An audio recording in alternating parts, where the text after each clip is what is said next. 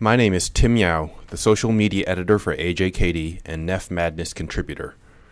NephMadness is going on live right now over at AJKD blog, so head there to read the topics and submit a bracket if you haven't already done so. This morning I had the opportunity to sit down with Dr. Harold Feldman, editor-in-chief of AJKD, to talk about the bracket he submitted for this year's NephMadness 2017. You can see his selections here. We will discuss some of his picks in the interview. We are glad to be joined by Dr. Feldman, who is the editor-in-chief of the American Journal of Kidney Disease, who is joining us via video conference from the AJKD offices in Penn, in Philadelphia. First of all, thanks for taking time out of your busy schedule to share this bracket and for taking time for this interview.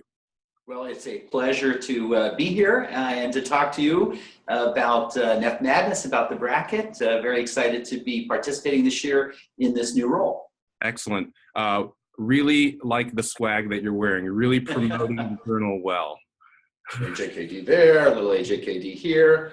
And I guess, well, I don't know if maybe I should show this now, because this is from you all. We've got a little bit of NephMadness swag too, is that, which has the fabulous NephMadness logo.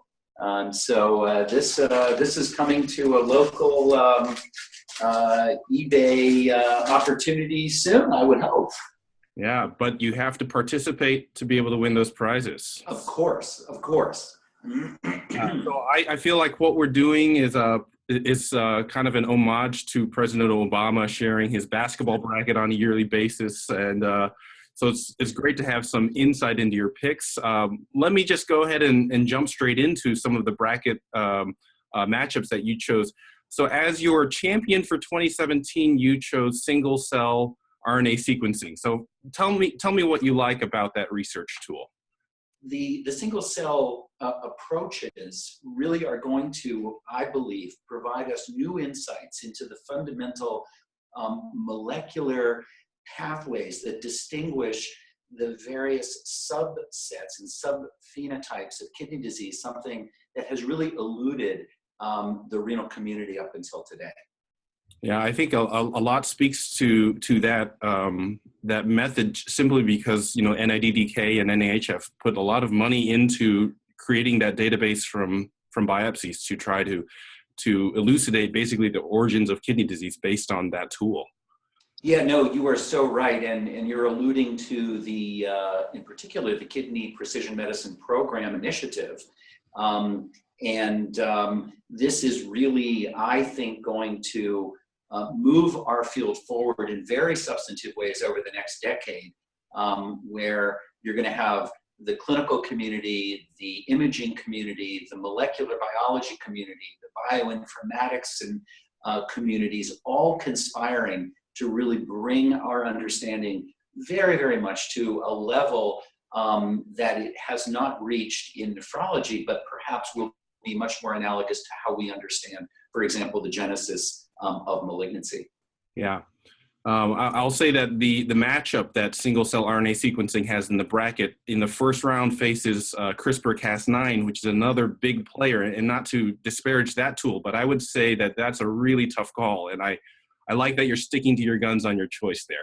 Yeah, well, I mean, CRISPR-Cas9 is also a remarkable technology, and the ability to engage in gene editing and to really manipulate potentially these fundamental sort of genomic pathways is incredibly exciting.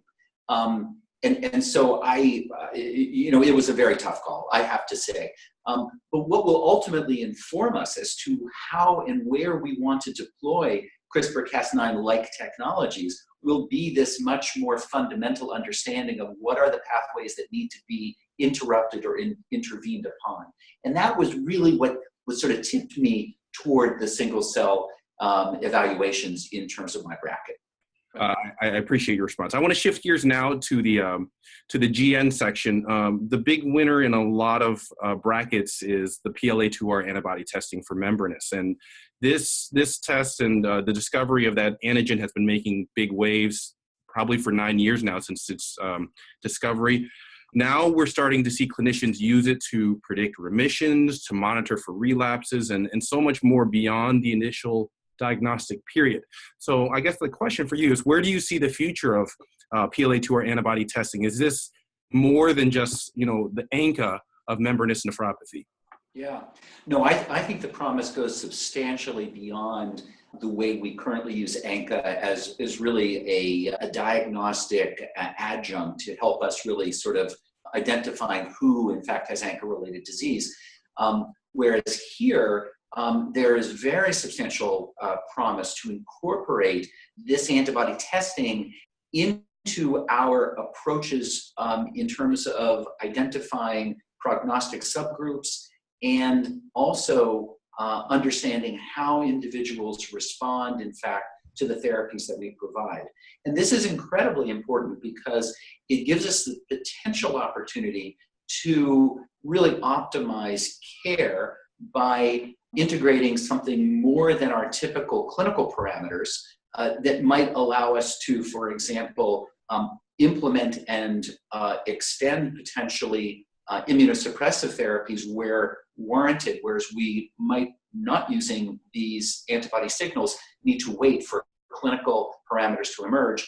And perhaps on the flip side, it may provide us opportunities actually to de-intensify and therefore reduce toxicities from immunosuppressive therapies sooner than we might otherwise be able to do if we were waiting for other typical clinical parameters, proteinuria, and other sorts of markers to emerge. And so I think this really becomes not just a diagnostic tool, but an adjunctive tool that will help us manage our patients smarter, better, and will improve efficiencies and effectiveness of our therapies and reduce their toxicities. Yeah, I think there's so much potential for this. Again, I think we're only seeing the tip of the iceberg when it comes to PLA2R. Yeah, I think we don't right now have the formula, honestly, for exactly how to integrate this information into the clinic.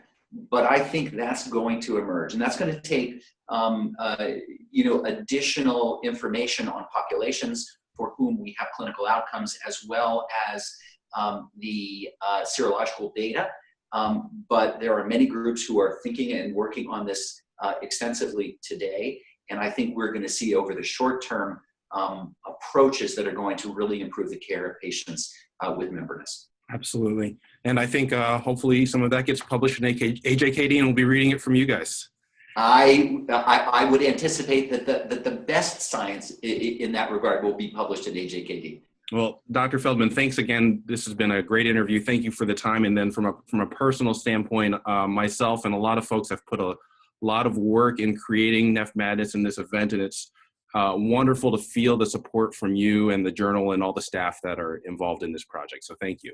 Well, you are very welcome, and let me also just really say that you and many of your colleagues who have worked on NephMadness have once again now, I don't know what year we are in terms of NephMadness, but I think you have exceeded your all expectations, and the NephMadness 2017 is even more exciting and vibrant than it has been in the past, and it is an extraordinary gift to the renal community, and I am very proud and honored that AJKD is able to sponsor it and be associated with it. All right. Well, thanks again, and appreciate it. Appreciate it.